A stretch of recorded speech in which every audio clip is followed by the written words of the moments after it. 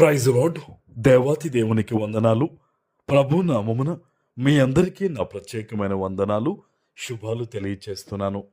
ఈ దినము కొరకు ఏర్పాటు చేయబడిన దేవుని వాగ్దానము మత్తయి సువార్త 5వ అధ్యాయము 12వ వచనము.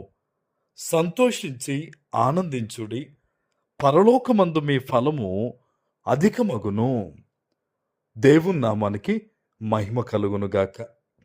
ఈ ఉదయకాల సమయంలో సర్వ సృష్టికర్త అయిన నీ తండ్రి గొప్ప వాగ్దానాన్ని నీకు అందిస్తూ ఉన్నారు.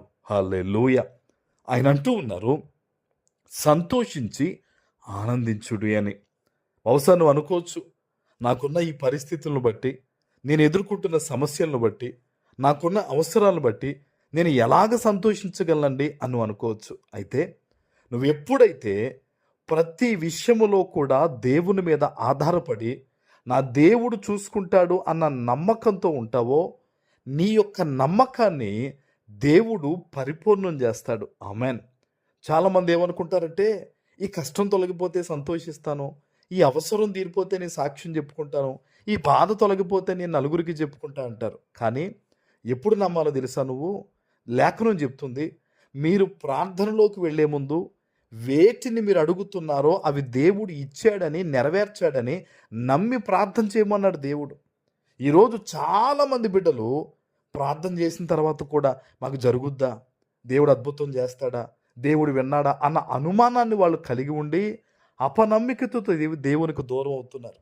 అట్టి వారందరితో కూడా ఈరోజు దేవుడు చెప్తున్నాడు, మీరు సంతోషించి ఆనందించండి. ఎందుకో తెలుసా? ఈ దినము దేవుడు నిన్ను చూచి నీ ప్రార్థన అంగీకరించారు. ఆమెన్. బహుశా చాలామంది నిన్ను వేలెత్తి చూపిస్తూ ఉన్నారేమో.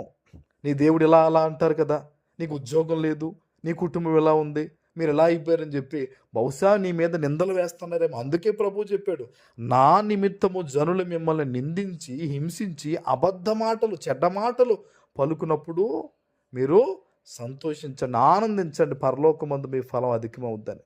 బహుశా ఎవరైనా సరే నిన్ను అలా మాట్లాడుతూ నువ్వు ఆ నిందలు భరిస్తూ ఈరోజు ఈ వాగ్దానాన్ని వింటుంటే గనక నువ్వు అదృష్టవంతుడు. ఎందుకో తెలుసా?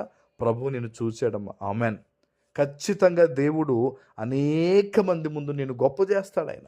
ఏమండి, తప్పిపోయిన కుమారుడే బుద్ధి వచ్చిన తర్వాత దేవుని దగ్గరికి తిరిగి వచ్చినప్పుడు, అంటే తండ్రి దగ్గరికి తిరిగి వచ్చినప్పుడు ఆ తండ్రి ఆ కుమారుని ఆదరించినట్టుగా ఈరోజు మనం తెలిసి తెలియక ఏదన్నా పొరపాటు చేసిన, దేవునికి దూరమైన, మరలా మనం దేవుని దగ్గరికి రావడం వల్ల ఏమవుతాం? మనం దేవునికి ఇష్టలుగా, ఆయనకు సమీపంగా ఉంటాం. ఈరోజు దేవుడు చెప్తున్నాడు, ఆయన మాట ఇస్తున్నాడు, ఆయన నువ్వు సంతోషించి ఆనందించంతే. నిన్ను హింసించే వాళ్ళు హింసించనే, దూషించే వాళ్ళు దూషించనే, ప్రభు చూసుకుంటాడు. నీ మీద పడుతున్న ప్రతి రాయిని కూడా నీ ఎదుగుదలకు, నీ పాదాల కింద మెట్టుగా దేవుడు దాన్ని దీవించి అలా మారుస్తాడు ఆయన. ఆమెన్. నువ్వు దేవుని సన్నిధిలో బలమైన ప్రార్థన చేయి. నేను ఒకటి చెప్తాను సేవకునిగా, ప్రతి విషయంలో ప్రార్థన చేసేవారు ప్రతి విషయంలో ఆశీర్వదించబడతారు. ఆమెన్. ఈరోజు చూడండి, కొంతమంది జీవితంలో కొన్ని విషయాల్లో ఆశీర్వాదం ఉంటుంది, కొన్ని విషయాల్లో ఉండదు. కానీ ఈ రోజు నుంచి నీ జీవితంలో అలా ఉండకూడదు. ప్రతి విషయంలో కూడా నువ్వు ప్రార్థన చేయి, ప్రతి విషయంలో కూడా నువ్వు దేవుని మీద ఆధారపడు.